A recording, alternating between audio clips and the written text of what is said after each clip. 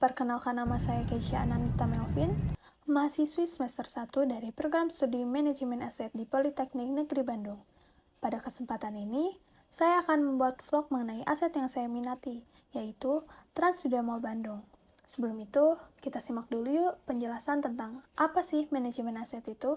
Menurut Sugiyama tahun 2021, manajemen aset adalah ilmu dan seni merencanakan, melaksanakan, dan mengendalikan semua rangkaian kegiatan dalam merencanakan kebutuhan aset, mendapatkan atau mengadakan, melengkapi aspek legal, menginventarisasi, menilai, mengoperasikan, memelihara, menghapuskan, memusnahkan, atau mengalihkan aset tersebut secara efektif dan efisien agar aset bernilai tinggi sepanjang umurnya. Manajemen aset juga memiliki beberapa tujuan. Menurut Sugiyama tahun 2021, tujuan manajemen aset secara umum adalah untuk pengambilan keputusan yang tepat agar aset yang dikelola berfungsi secara efektif, efisien, dan bernilai tinggi sepanjang umurnya. Menurut Sugiyama tahun 2013, keragaman aset dapat dikelompokkan menurut beberapa dasar. Menurut bentuknya, aset dapat dibagi ke dalam dua bentuk, yaitu aset berwujud atau tangible assets dan aset tidak berwujud atau intangible assets. Aset juga dapat dibagi ke dalam dua kelompok berdasarkan tujuan penggunaan dan pemanfaatan aset tersebut, yakni aset untuk tujuan komersial dan aset tujuan non-komersial. Berdasarkan bentuknya, Trans Studio Mall Bandung ini termasuk ke jenis aset berwujud. Menurut Sugiyama tahun 2013, aset berwujud atau tangible assets artinya adalah kekayaan yang dapat dimanifestasikan secara fisik dengan menggunakan panca indera. Lalu, jika berdasarkan tujuan penggunaan dan pemanfaatan asetnya, Trans Studio Mall Bandung termasuk ke jenis aset untuk tujuan komersial. Menurut Sugiyama tahun 2013, aset untuk tujuan komersial misal aset yang dimiliki perusahaan guna mencari laba. Manajemen aset juga memiliki fungsi. Menurut Sugiyama tahun 2017, fungsi manajemen aset ada 9, yaitu yang pertama merencanakan kebutuhan aset, yang kedua mengadakan aset, yang ketiga mengaudit dan melengkapi aspek legal, yang keempat menginventarisasi aset, yang kelima menilai aset, yang keenam mengoperasikan aset, yang ketujuh memelihara aset, yang kedelapan menghapuskan aset, dan yang terakhir memusnahkan dan atau mengalihkan aset. Dalam mengelola sebuah aset, harus melewati tahap siklus atau alur aset. Menurut Sugiyama tahun 2017, secara umum setiap aset yang dikelola melewati beberapa alur.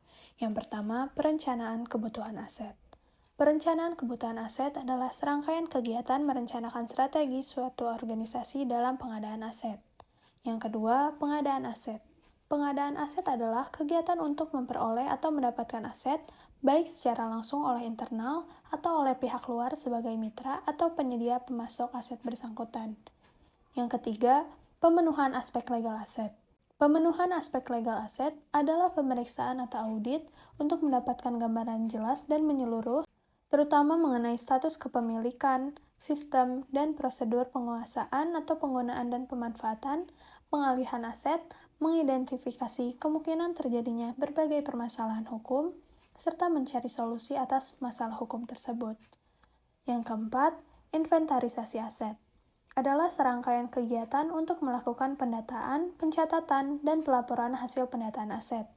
Yang kelima, penilaian aset adalah kegiatan penilai dalam memberikan estimasi dan pendapat atas nilai ekonomis suatu properti, baik harta berwujud atau tangible assets maupun harta tidak berwujud atau intangible assets berdasarkan hasil analisis terhadap fakta-fakta yang objektif dan relevan dengan menggunakan teknik, metode, dan prinsip-prinsip penilaian yang berlaku. Yang keenam, pengoperasian aset adalah kegiatan pelaksanaan atau penggunaan aset. Dalam pemakaian aset, mencakup penggunaan sesuai tupoksi dan pemanfaatan di luar tupoksi. Yang ketujuh, pemeliharaan aset adalah sebuah sistem yang mencakup kombinasi dari sekumpulan aktivitas yang dilengkapi beragam sumber daya untuk menjamin agar aset bersangkutan dapat berfungsi sebagaimana diharapkan. Yang kedelapan, pembaharuan atau rejuvenasi aset merupakan serangkaian kegiatan untuk mengganti aset yang sudah tidak layak pakai dengan yang baru. Yang kesembilan, penghapusan aset merupakan kegiatan untuk menghilangkan atau memusnahkan aset yang sebelumnya harus melewati tahap penilaian terlebih dahulu. Yang ke-10, pengalihan aset merupakan kegiatan setelah diputuskan aset yang bersangkutan dihapuskan dengan cara hibah, penjualan, atau penyertaan modal. Dan yang terakhir, pemusnahan aset. Pemusnahan aset adalah kegiatan apabila aset tidak bisa lagi digunakan atau diperbaiki. Selanjutnya, pembahasan mengenai objek kajian yang saya pilih sebagai aset yang saya minati, yaitu Trans Studio Mall Bandung. Trans Studio Mall Bandung ini termasuk ke jenis aset berwujud, karena mall ini dapat dimanifestasikan secara fisik dengan menggunakan panca indera. Mall ini juga termasuk ke jenis aset komersial yang bertujuan menyediakan tempat berbelanja, kuliner, hiburan, rekreasi, serta memiliki sejumlah penyewa yang terkenal dan termasuk perusahaan-perusahaan besar guna mencari laba. Lalu, bagi pengunjung yang membawa kendaraan pribadi, diharuskan membayar tarif parkir saat keluar area gedung. Tujuan-tujuan tersebut dapat menjadi sumber pendapatan bagi pengelola Trans Studio Mall Bandung, misal untuk pemeliharaan gedung, perbaikan gedung, keamanan, dan lain sebagainya. Alasan saya memilih Trans Studio Mall Bandung sebagai objek yang saya kaji adalah karena saya menyukai konsep Trans Studio Mall Bandung yang modern, futuristik, sangat luas. Jalur antar toko dan akses untuk menuju setiap lantai sangat rapi dan mudah diingat, seperti eskalator dan lift utama yang tepat berada di tengah atrium Trans Studio Mall Bandung. Trans Studio Mall Bandung memiliki lokasi yang strategis karena berada di pusat kota Bandung, dan satu kawasan dengan Trans Studio Bandung yaitu terletak di Jalan Gatot Subroto nomor 289A, Cibangkong, Kecamatan Batu Nunggal, Kota Bandung, Provinsi Jawa Barat. Jika berdasarkan siklus asetnya, mall ini sudah mengalami tahap pembaharuan loh. Sebenarnya mall ini telah beroperasi sejak Oktober tahun 2001. Dulu namanya adalah Bandung Supermall atau populer dengan sebutan BSM oleh masyarakat sekitar. BSM dibuka pada 25 Oktober tahun 2001. 11 tahun kemudian, pada 30 Juni tahun 2012, Bandung Supermall resmi berganti nama menjadi Trans Studio Mall Bandung. Dengan nama baru di bawah City Corporation, TSM melakukan pembaharuan menyeluruh, baik secara desain interior, eksterior, maupun pilihan tenan. TSM Bandung merupakan aset swasta milik pengusaha Chairul Tanjung dan dikelola oleh PT City Corporation. Operator dari TSM Bandung ini adalah Trans Shopping Mall Group yang bertanggung jawab atas manajemen umum dan pengelolaan mall, mengatur dan mengelola area gedung, dan terdapat pula layanan-layanan di dalam mall seperti layanan keamanan, kebersihan, berbagai toko dan restoran di mall ini. Dalam pengoperasiannya, mall ini melibatkan pemeliharaan, perawatan, dan peningkatan untuk memastikan aset-aset yang ada di mall ini berfungsi, bekerja, dan terjaga dengan baik untuk jangka waktu yang panjang. Mall ini dibangun sebagai pusat perbelanjaan kuliner dan hiburan untuk publik bagi masyarakat setempat maupun wisatawan.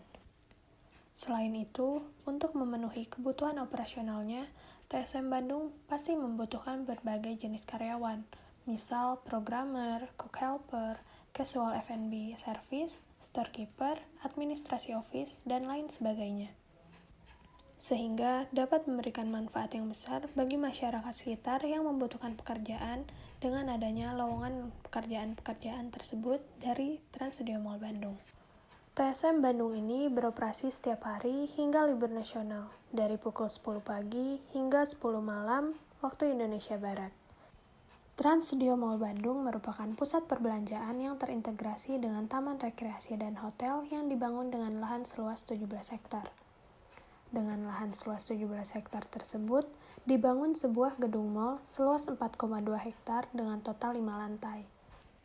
Lalu dibangun indoor theme park yakni Trans Studio Bandung dan Trans Luxury Hotel, serta ratusan outlet perusahaan besar diantaranya Metro Department Store, Gramedia, Bioskop TSM XX1, Hero Supermarket, dan masih banyak lagi yang menjadi proses dalam mengembangkan bisnis di tempat yang telah dikomersialkan ini.